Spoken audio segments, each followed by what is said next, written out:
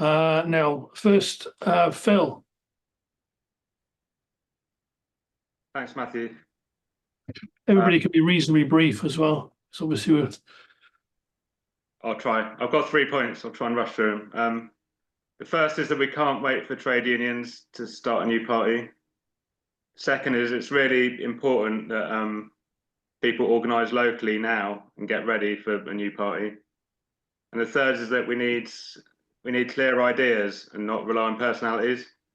The reason I say we can't wait for trade unions is because when the Labour Party was founded in 1900s, socialists has already been winning local elections for 10 years. Like the trade unions didn't join until there was already success and that they saw there was something viable.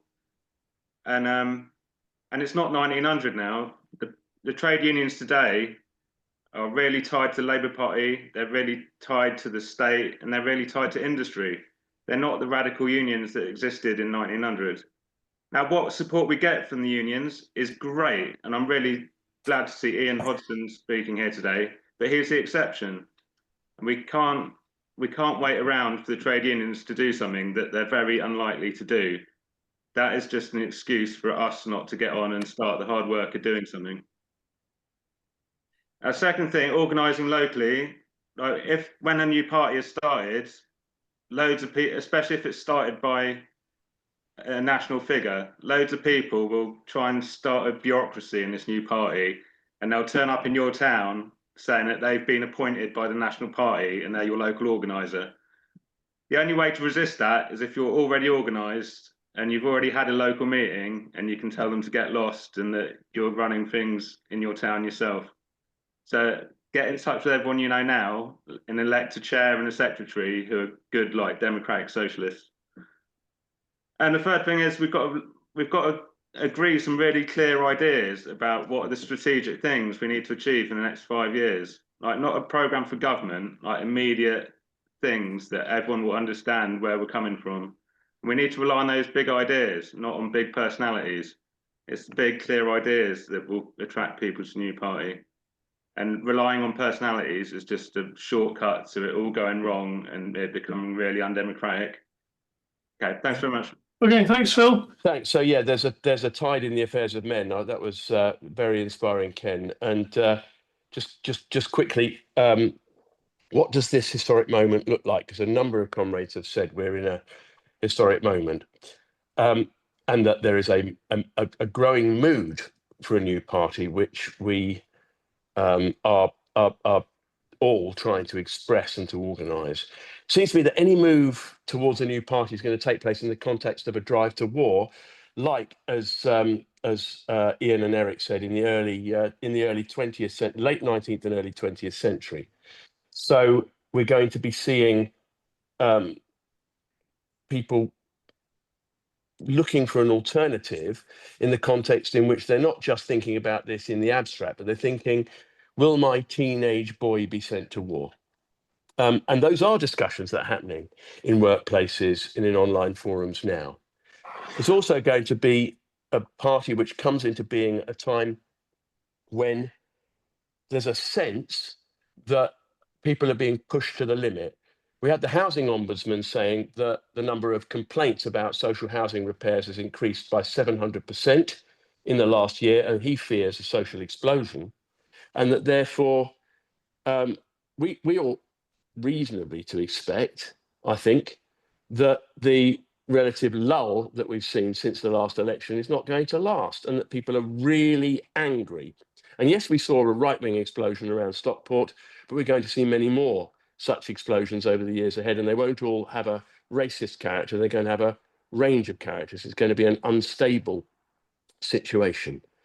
And therefore, this suggests to me that the sort of party that we're going to be tasked with bringing together is going to be like in the late 19th and 20th century in Britain and in the rest of Europe, a party that assembles in a period of crisis, that knows it's in a period of crisis, that comes together in order to debate and thrash out and argue about what such a party should look like, what it should be. Eric's questions, by the way, were were absolutely brilliant in terms of setting out the sorts of issues that we need to be talking about. And that means that we absolutely must not limit this process to rallies in which a carefully assembled set of left-wing trade union leaders, left MPs, representatives of the more substantial sects speak at us. And then the only chance we get to speak is in workshops which don't decide anything. We're going to need to bring people together in an environment in which we actually democratically debate what sort of party we need. And with that in mind, it seems to me that the techniques that were used in Germany and Russia and Italy and France to actually build such parties in the late 19th and early 20th century need to be looked at again, because the Labour Party is not the only model for a mass socialist party, and certainly not the best one. And they tended to have pre-conferences in which, at a regional and then ultimately a national level, the various forces that are coming together that see the need for working class representation assemble and discuss what does it mean and how can we do it, and that we should do that as the in the run up to bringing people together with any sort of project of founding such a party. So there have been debates in the comments and debates about what should we be called, how should we express ourselves, what should we do, and these are all critical questions that everybody is thinking about. Our job, it seems to me, is to assemble the best and widest working class conference You wind up, to comrade. do that, and that means a series of pre-conferences and pre-meetings around the country, as Phil suggested, with local involvement. The one thing I do want to say, which has only been touched on by a couple of speakers, including Ross, is that we should not assume that the Greens are going to play a positive role in all of this, and we should guard against and be ready actually to have a good, respectful, democratic, but angular argument with those who want us simply to merge with the Greens, who are not a working class party and who will lead us into, in my view, quite a missed opportunity to establish working class independence. Okay, thank you, comrade. Danny? Thanks. Just to introduce myself, I'm an expelled member of Labour International, CLP. The time where I am at the moment is 2 o'clock in the morning, so give me a little bit of leeway here. There's never been, it really is a good time to have a new party, because the Labour Party is no longer a broad church. We're never going to be welcomed back into that party. It's just going to gradually wind itself down with less and less support. We know that they're not reporting their membership numbers anymore. But because it is no longer a broad church party, we can build a new broad church party. As long as we have some basic democratic socialist principles behind the party, we can take away the reason for the Labour Party as it is now to even exist. And I think we're going to need people like Corbyn and John MacDonald. I don't think John MacDonald's ever going to be allowed the whip back, you know, so he's playing on borrowed time anyway. But we're going to need those people just to give us the boost to make a new party be able to get going quickly. And really, they owe us. You know, all the people that got expelled from the party, we're owed a bit of loyalty as we gave them loyalty. So we really should expect those people to come with us. We should be open to unions, both official and unofficial unions. We should have open selection as a standard, a rule that cannot be broken.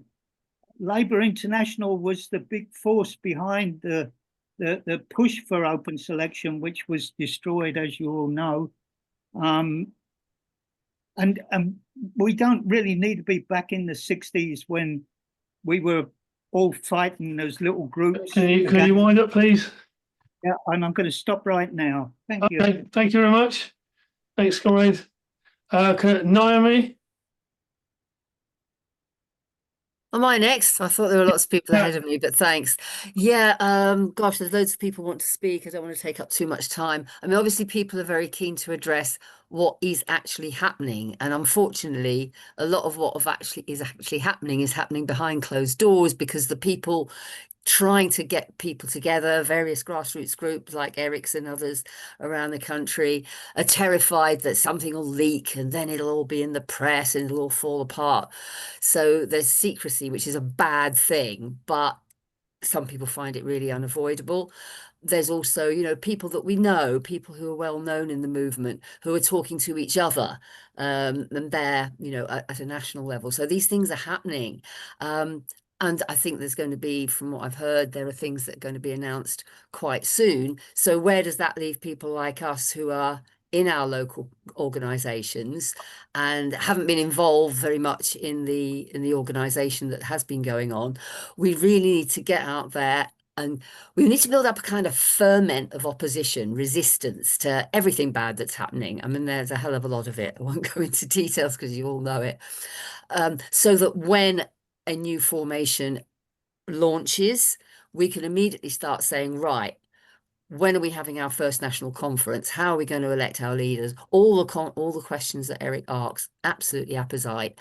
But don't be under any illusion. There is stuff going on that's real.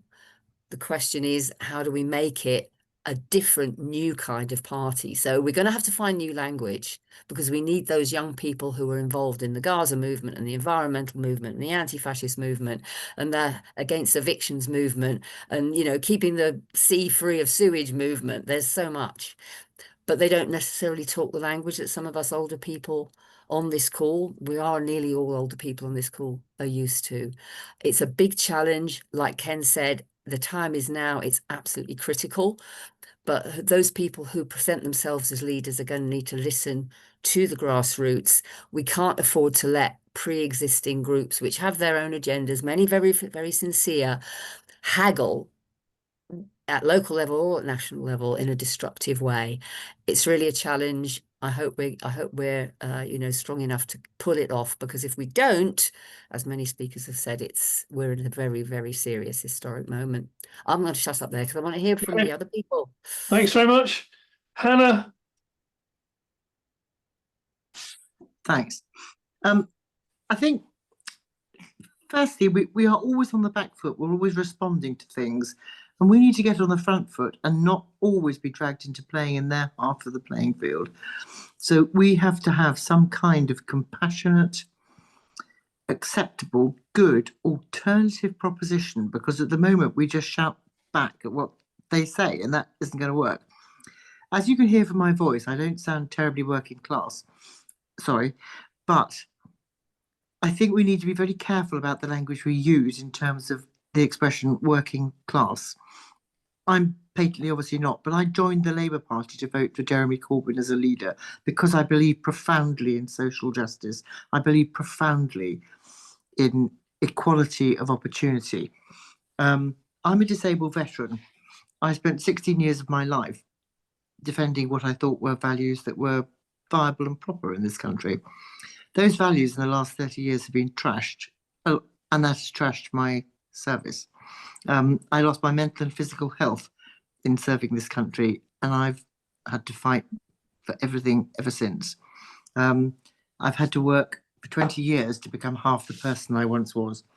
I'm currently working for Crips Against Cuts to defend the cuts, to defend our right to live as dignified people who are disabled.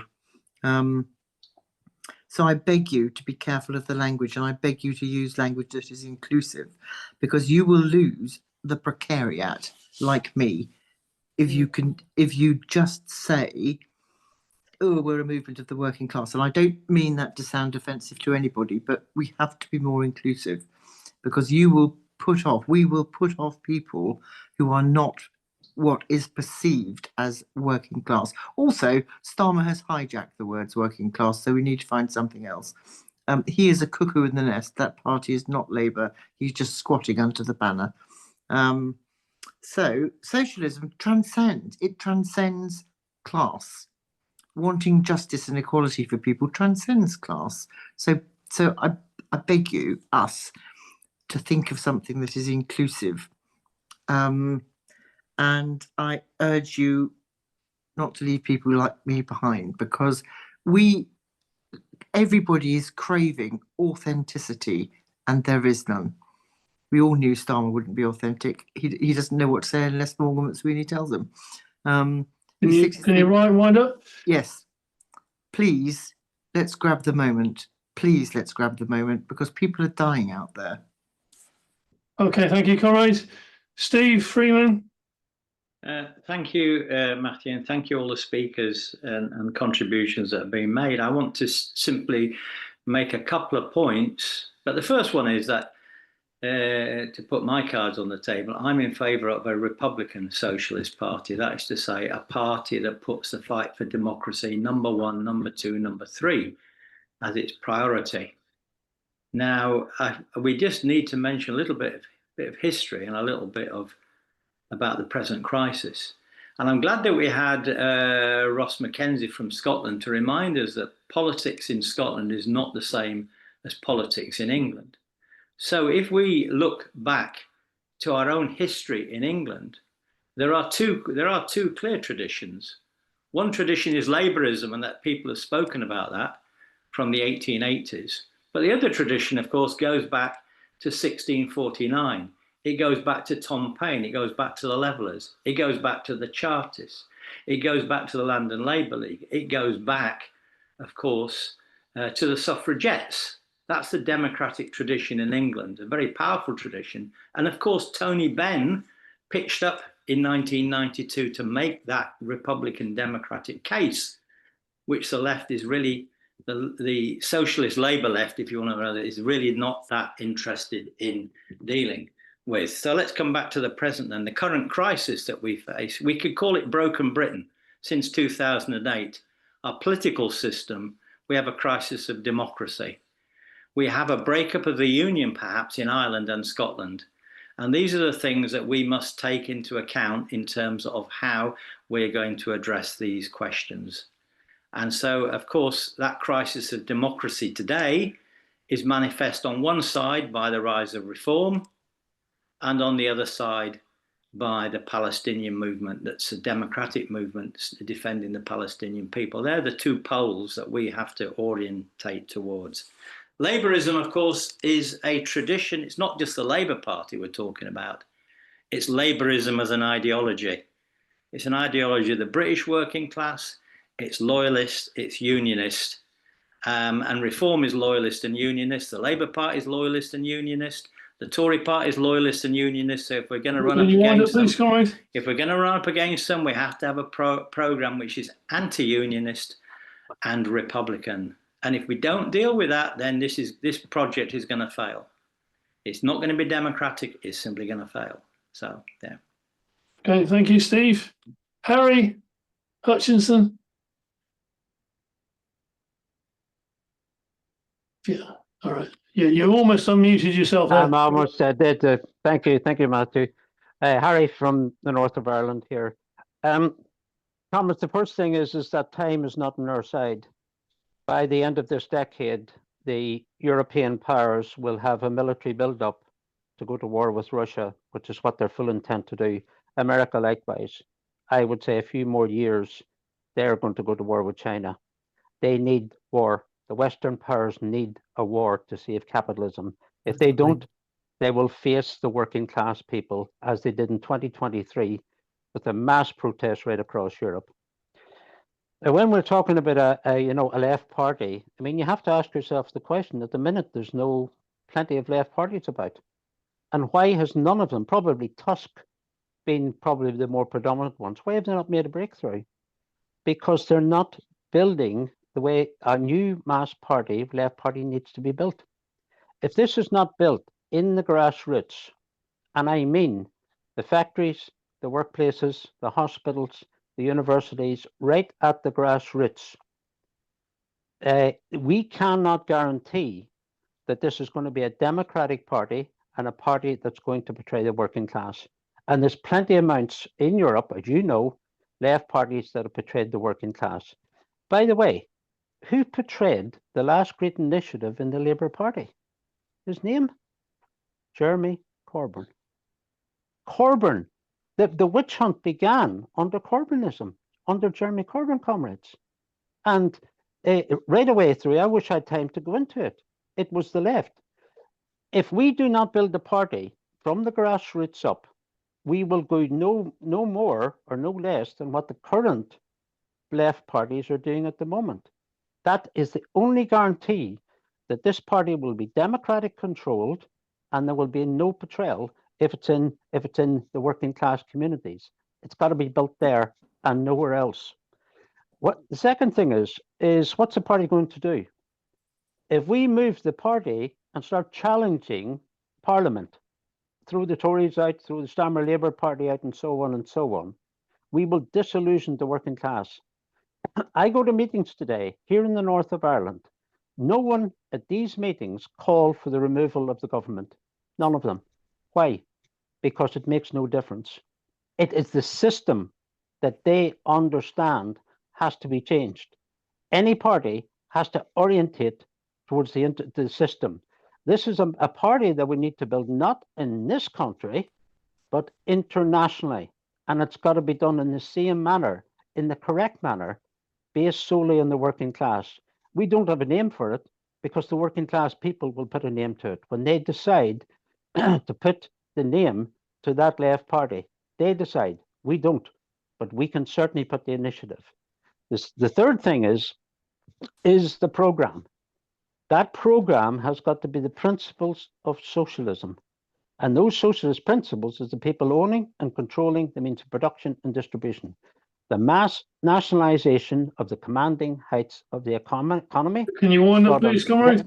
Brought under democratic control of the mass party that is created by the working class. We don't create the left party. The working class creates the left party. And that's where we need to concentrate. Thank you, Matthew. Okay, thanks. Crispin? Right, thank you for holding this meeting. I think it's really important that that we get this sorted out, this party, and I'm very worried that it's all being done behind closed doors. Whatever happens, we should demand that this party is discussed openly, that we all contribute to it, or it will fail, because you cannot have a party that is built with a small cabal or group. We have nothing to fear either. We do have nothing to fear. So I don't really understand the idea of doing it behind closed doors. If we are behind closed doors, we're just playing the game of Starmer and those people who use politics as some kind of personal plaything. It's not. We can be a totally different movement if we're out in the open and we discuss things. We can show we're authentic, as someone else mentioned, and I'm really pleased people are doing this. But I think if we hear anything about a party coming up and it does not have a discussion with a mass of people, then we should reject it, because it's not going to work. And we should just tell those people, whoever set it up, look, start again, bring us all in. Someone else said have a pre-conference. And we all need this desperately, and I'll shut up so someone else can talk. Thanks. Thanks, Crispin. Ian? Yeah, sorry, I was muted. Yeah, just a couple of points. I mean, I think this is a very impressive meeting, and there's a fair selection of comrades here, a large number. I think this is a crucial initiative, but I think it's going to be one of several. And I do actually agree with what Richard Brenner said about the need for pre-conferences in the lead up to the creation of a new party, bringing together in a variety of forums, different forces where we can actually have the issues that are thrashed out in public, in the open. because this is an important initiative, but there are others around. And I think we need to actually, you can't, although other formations like Transform, the Workers' Party, etc., Tusk are, that they're not directly involved in this, they will be an important component of what emerges along with the Corbyn forces. And I think we need to actually take initiatives to try and bring people into that sort of discussion. To create sort of like think tanks and pre-conferences and the likes, where these different forces can be brought together, and hopefully those who are at odds with a genuinely inclusive party, which is obviously got to be democratic and have room for political development. Those who are at odds with that need to be isolated, but it has to be done in a manner that's tactically smart and doesn't lead to sectarian wars and things like this. I think the other thing we have to guard against in building a new party is the kind of thing that went on in the Labour Party, which was political weakness. So in the Corbyn period, over the question of Zionism, led to a blooming moral panic over anti-Semitism that caused sections of the left to tear lumps out of each other and to tear each other apart. And that needs to be, we need to be guarding against anything like that in the future. And we need to be on the guard against against Zionists who want to get into this project, and they want to get into any project of this kind to undermine it. So I think we need to be careful of that. This is an outgrowth. This initiative is an outgrowth of the Socialist Labour Network originally. Can you wind up, please, comrade? I'll just say that we want to organise an initiative where these various fragments can get together and discuss these questions.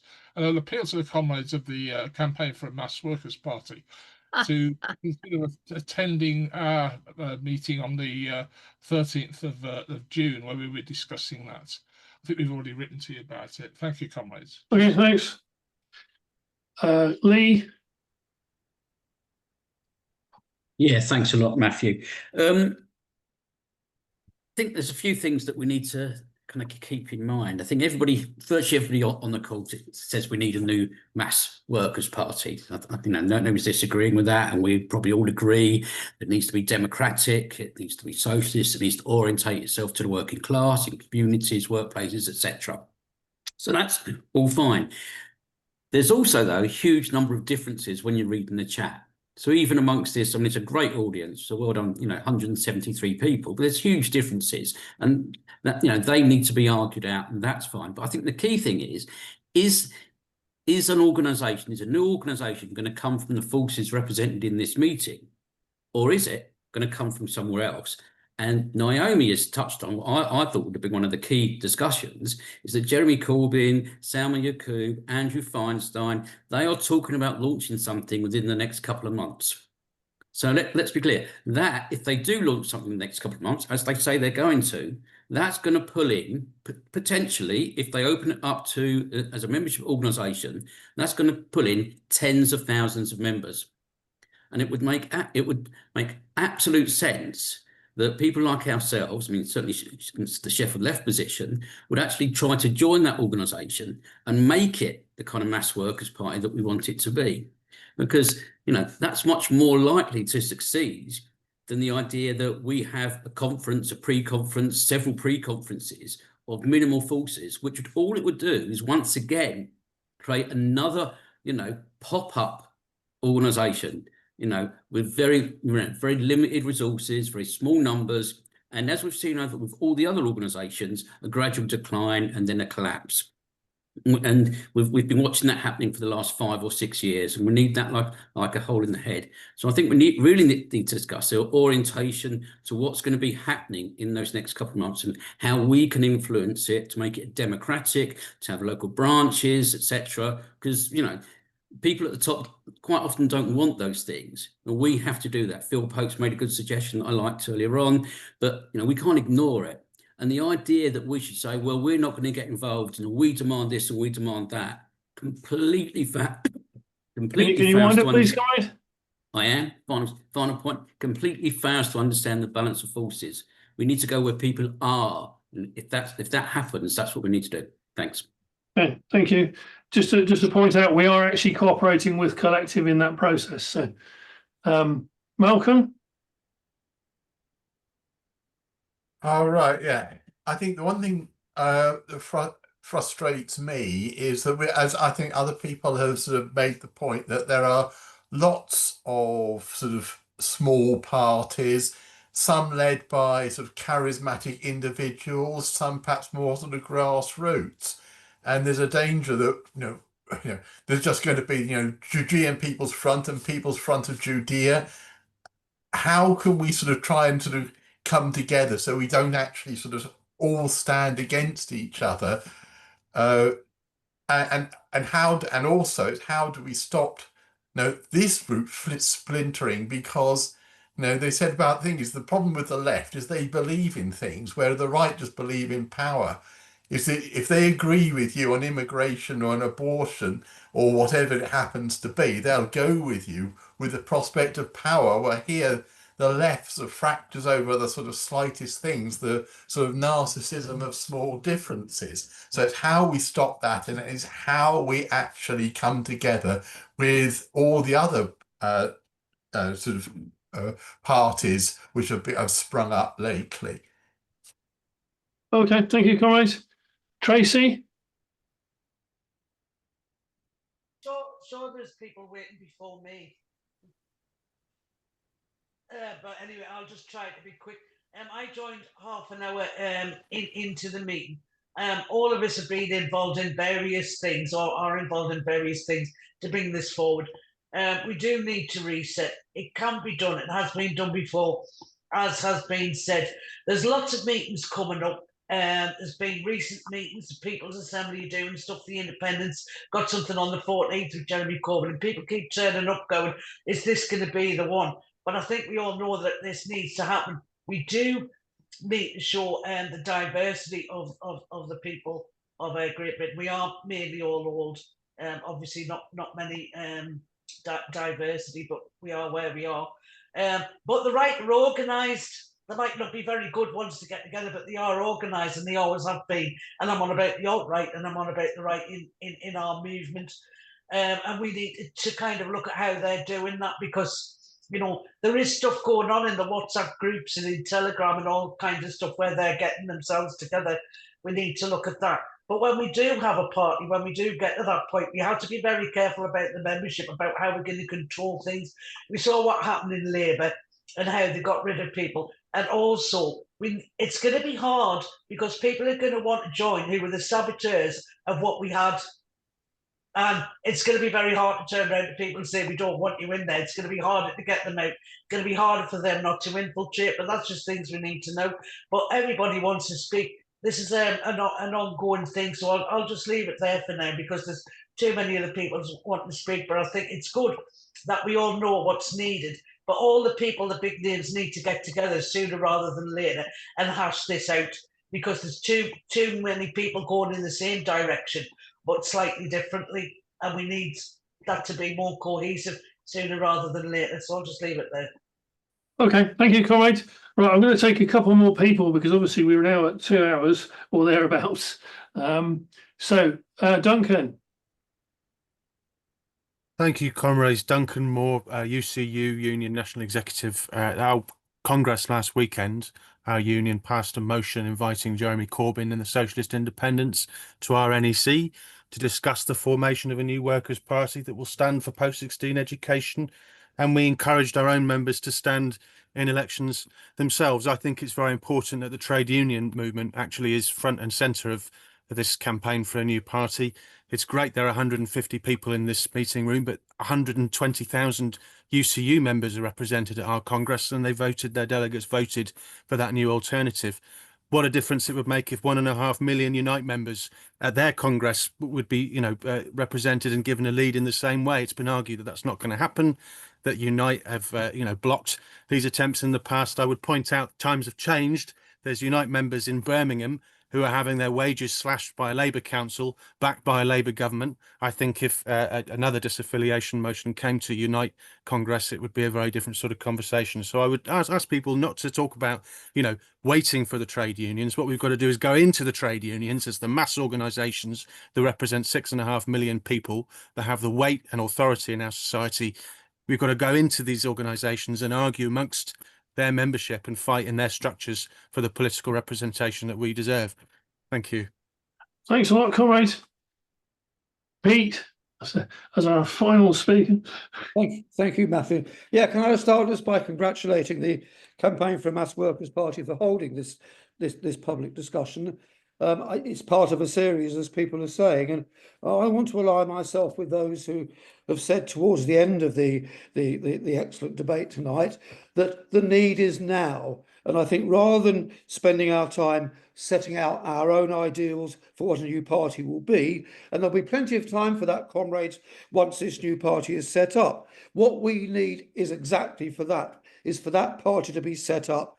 It's all very well having these interesting and very useful debates, but we need that party set up now. It won't just happen because of meetings like ours and the others that are going on up and down the country. Sadly, in a way, because I'm a Democrat as well, it does need to be declared as a principle in waiting when you then have the launch conference and everything else afterwards. And these discussions that have been referred to, I don't know much more than anybody else does. I'm on the steering committee of the Trade Unionist and Socialist Coalition Task, so we're part of the collective as well. We get the reports back. So I do know that a decision is about to be made by Jeremy and others around him. But what was said initially was that that will be before next year's council elections in May. So it may not be any time immediately soon. We can't be that patient, comrades, with reform getting 139 councillors and winning control, 639 councillors, let me get that right, and winning control of 8 county councils this May just gone. That is serious stuff. 31% of the vote a racist stroke fascist party has achieved. And we have to acknowledge, comrades, that not all those who vote reform are necessarily racist, let alone fascists themselves. That's an argument that I'm sure we'll have to have within the movement as we move towards that new party.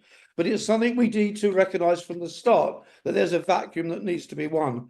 So from tonight, comrades, we need to build something that we've never had before, that's much bigger than anything we've had before.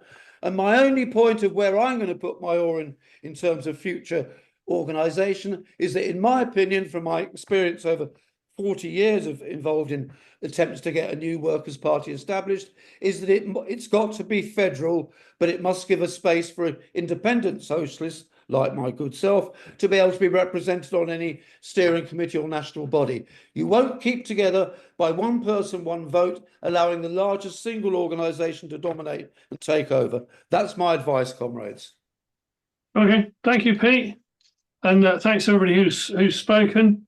Obviously we're at nearly 2 hours now. So and apologies to those people who couldn't speak.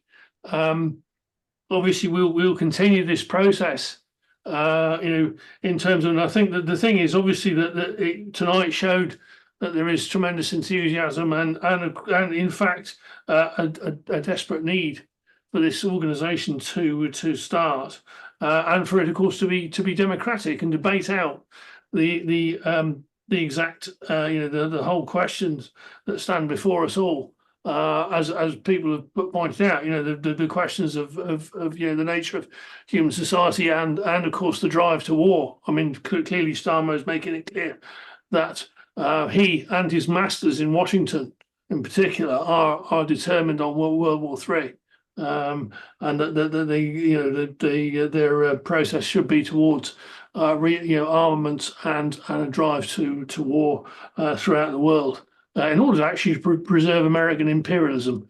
So it is an international question. I think that it's also a question. Well, we, as I say, have been trying as Campaign Mass Workers Party have been cooperating with the collective process which has been run, tending not to be the most open process, unfortunately, but it is actually going. We suspect is going to generate the thing. And as comrades have said, it needs to be done rapidly. For those of us in Scotland, obviously we're facing the situation going up towards the Scottish election next year, in which the left needs to put forward some kind of basis. It has to put forward a platform, because all the parties, other than that, all the parties on offer, with the possible slight exception of the Greens, which people have said are not overly reliable, but the rest of them are all neoliberals of one kind or another, and essentially in the same thing. And we're also going to be looking at an election in on this Thursday coming in Hamilton, in which it is expected that her reform will do quite well, and therefore we're going to be looking at a situation where any sort of notions that Scotland is some kind of left-wing bastion will probably not be borne out. So in those terms, what we're trying to do is to say, okay, we will be contacting everybody, from this call. We've got, people have given us their email addresses.